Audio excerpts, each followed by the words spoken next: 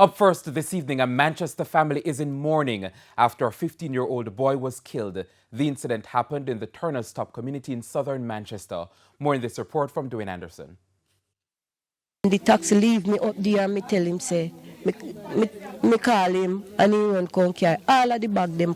A mother recalls the last interaction she had with her 15-year-old son, Vesta Roy Sinclair. She said the young man was respectful and helpful, and he was trying to help his mother from the clutches of robbers when he was killed.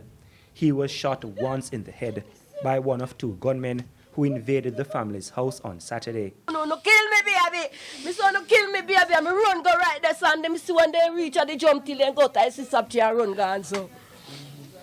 And me start growing the house and all of it. Murder, they kill me, baby. Miss Ingram said she was roughed up by the thugs, but she was not seriously hurt.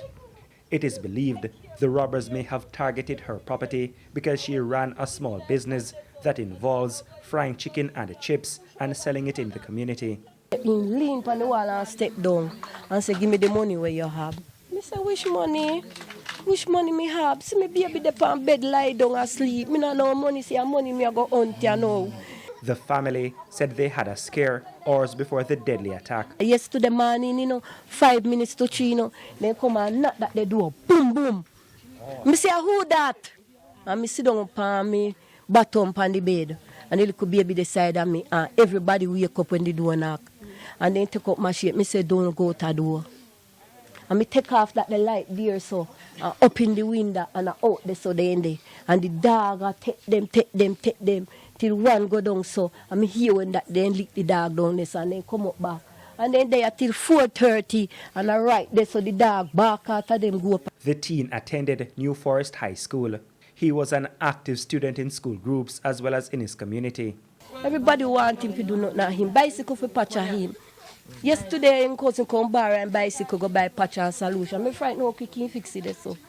Members of the New Forest High School family visited the home to help comfort the grieving relatives. We are all traumatized by this event. The whole community, the whole Alligator Pond division is fearful. Up to last night, one of my colleague teacher called to say she can't even come to the scene.